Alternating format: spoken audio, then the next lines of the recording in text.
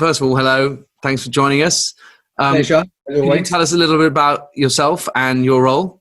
Yeah, absolutely. So currently Director of Sales and Marketing at Nobu Portman Square, brand new hotel in Marylebone, central London. We were due to open in the summer, but obviously with everything that's going on, that's going to be pushed back a couple of months. But that's okay. We'll deal with it. It's kind of what we do, especially in an opening. I don't know one hotel that's opened on time, but yeah, so absolutely fine. And previous to that, I was Director of Sales and Marketing at the Curtain in Shoreditch, where we worked very closely with you guys, Triptease. In fact, your office was around the corner to us, I think. Yeah, for a while. It's not now, though, isn't it? It's No. central now. Yeah, we went to Soho. We come a bit closer to Portman Square. Nice, yeah. You just follow me around. I don't blame you. It's fine.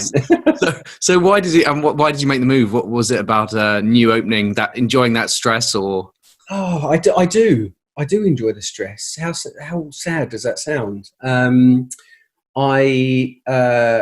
This is my third opening now, and I've been in a couple of hotels where it was just after opening. And there's something about it that I love, and the ownership that you have, and you don't get to affect change, or influence it. You are the change. You are what you create. What is changed later down the line. So it's really exciting. I've loved the Nobu brand for quite a while, and funny enough, when I opened up the Curtain in Shoreditch, Nobu Shoreditch was my competitor for quite a while, so I know it from the other side. And it would have taken quite a project for me to A, move, and B, sort of get my teeth stuck into, and this was the one. When I heard about it and what they were doing with the building and with the hotel and whatnot, I thought, yeah, this is my next move. So yeah, very exciting. And previous to that, I was at the London edition, and I've held global sales roles with Taj Hotels, and I opened up the Bulgarian Knightsbridge and was with Four Seasons for about 5 years, and then before that the Mayborn Group, so the Barclay and Claridge's. So yeah, been around in the. So you've done a lot of luxury hotel projects in London. So taking all that experience and doing a new launch, what are the kind of the key tenets to making the launch in London successful? First of all, it doesn't really matter what you do from a sales and marketing perspective. If you're not amazing in London, then you're nothing. There's too many choices. Right. So if you don't back it up, it's very short-lived. So whatever you do, you have to follow up with the right product, the right service, the right follow-up. So it needs to be perfect. We're in too much of a competitive market in London to be anything second best. And from a sales and marketing perspective, I think you need to make a bang, and you need to make sure that you're on everyone's eyes and ears. But at the same time, I think it's being authentic and being genuine, and whether that's your sales team follow up on time, or they do what they say they're going to do, or they just go into situations with very much a win-win mentality, that real authentic kind of consultative role, through to making sure that your marketing is again authentic, but everything ties up. I think everyone sees all the separate systems or all the separate specialities in marketing, like social, PR, or digital partnerships, all the different specialities as separate entities, but they're not. It's like if you go to the gym and you just work out your biceps, you're going to be in a pretty weak position. It's the whole thing that ties all together, and making sure that everything talks to the other thing, and that you've got a really effective user journey. So yeah. That's the main thing. And, funny enough, I was speaking literally just last week about you guys, about Triptease, who have already got on the website. We see as an integral part of our marketing solution and offering, and making sure that has a connection to the rest of our messages, and whatever we're trying to portray at that particular time, that it's on all channels and all of the different systems, and that everything works together. Right. So yeah. And the in these early days, I guess you really are also sort of building the brand in that new part of London. How does that affect the kind of business you try to go out and forget, or how you price versus the competitors in that market? It just feels like there's so many unknowns when you're starting from scratch.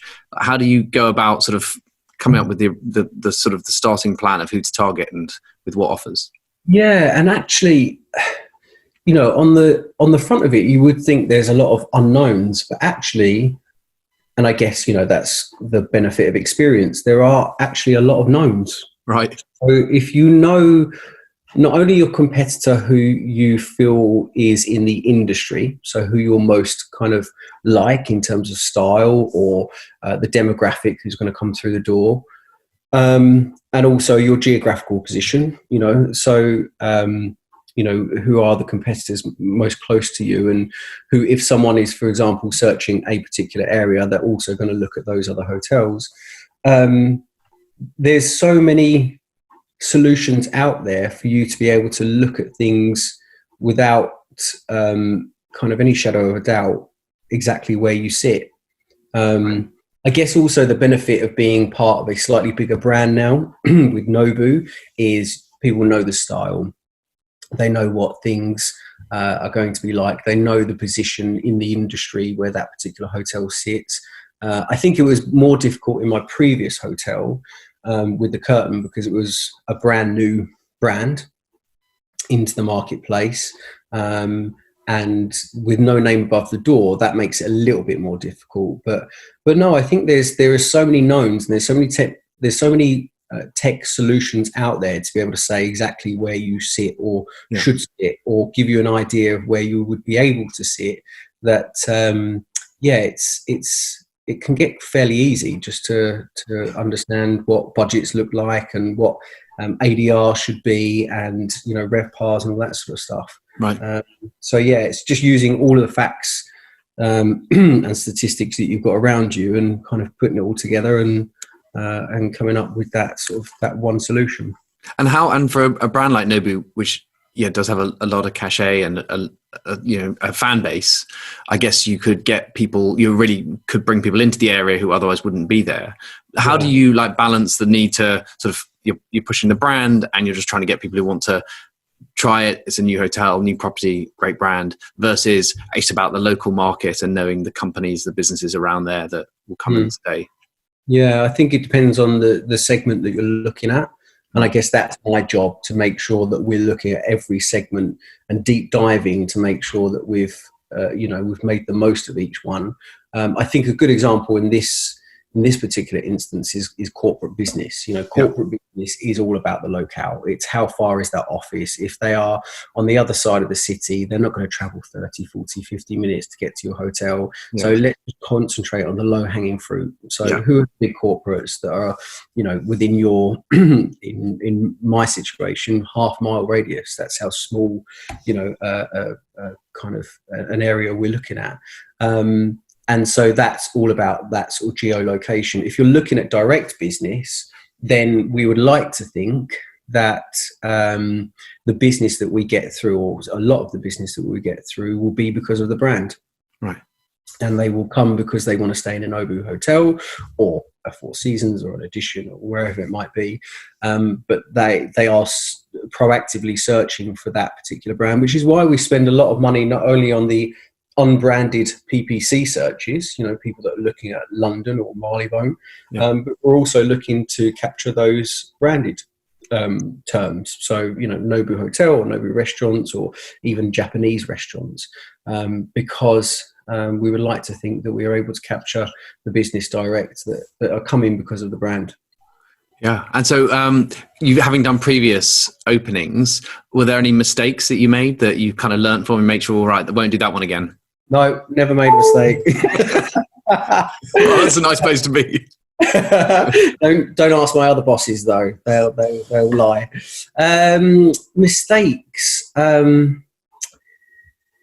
mean, I guess I generally have wouldn't sound like it, but for my previous comment, but I guess I've got a very humble mentality. I'm very grateful for those people that come to the hotel, especially when you've started from nothing. You normally, as a DOSM, you start with a construction site. You're one of the first members of the team, and you've got nothing. You've got no team, you've got no systems, you've got not even normally some numbers on a page, or you might do, but they're from the bank from 5 years ago to say that you could do the project.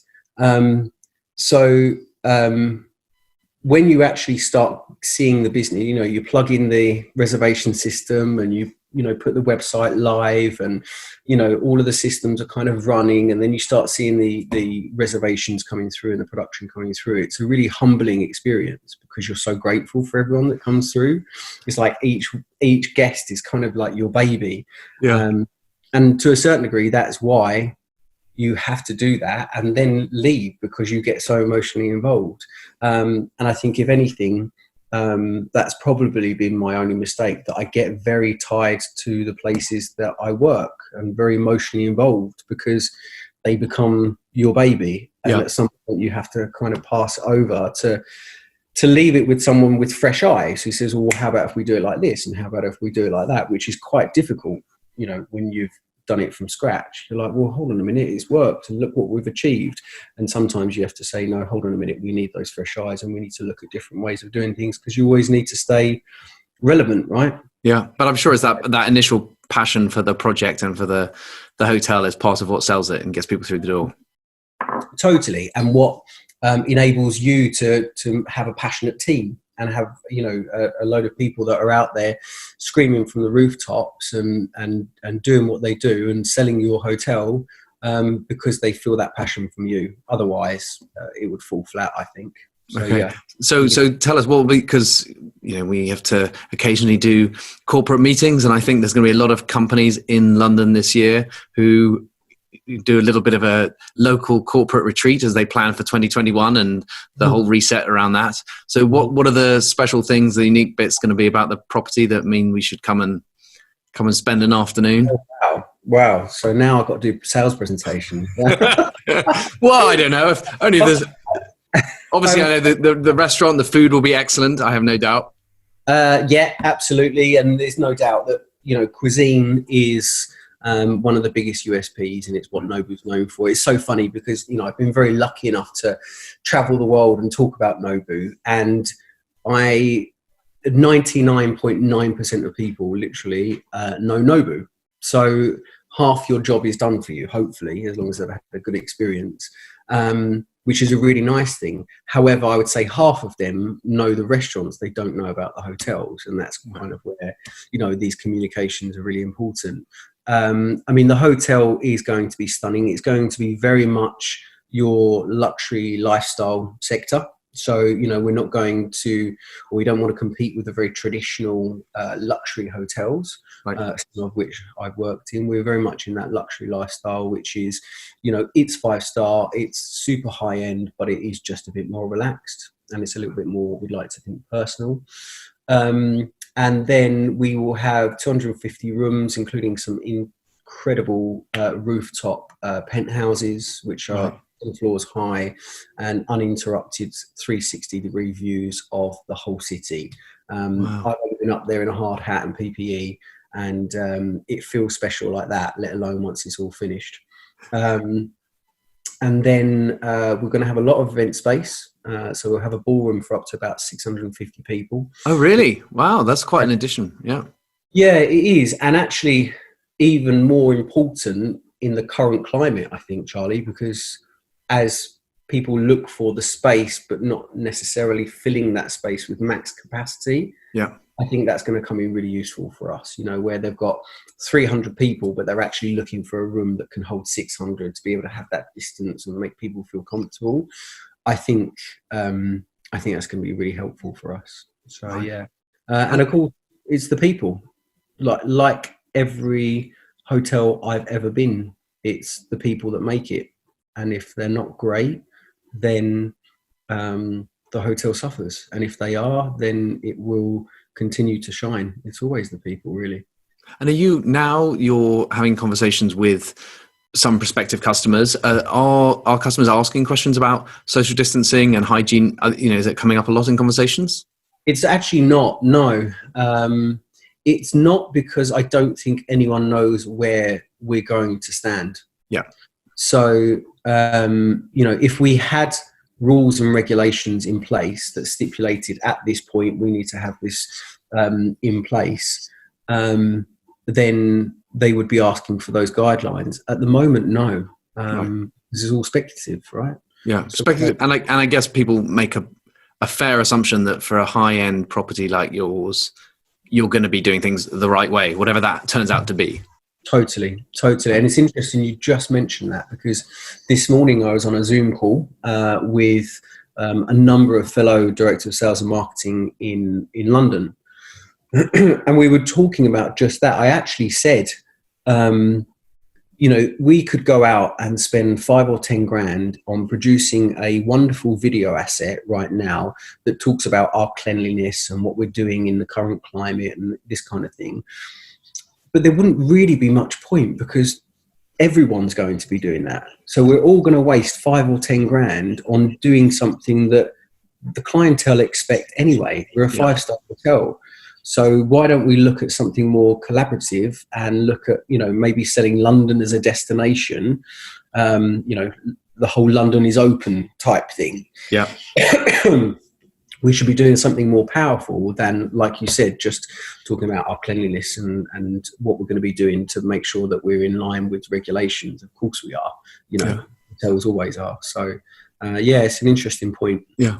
Well, if you fancied a cleaning video that wasn't 10 grand, we've gone and created one for the industry that's available on our website. Yeah. Which, as long as you're, just kind of says abiding by WHO guidelines, and as long as you are, feel free to take it and put it on your website. Fantastic. Go and have a look. There you go. And there's 14 grand. Yeah, well, Triptease upgrade.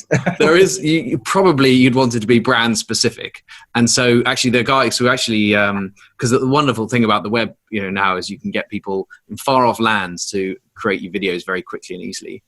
So we've created this little video, but we've also added a link so that if a hotel wants to slightly change things, the guy who built it for us, who actually is based in Pakistan, will do it for sort of $10.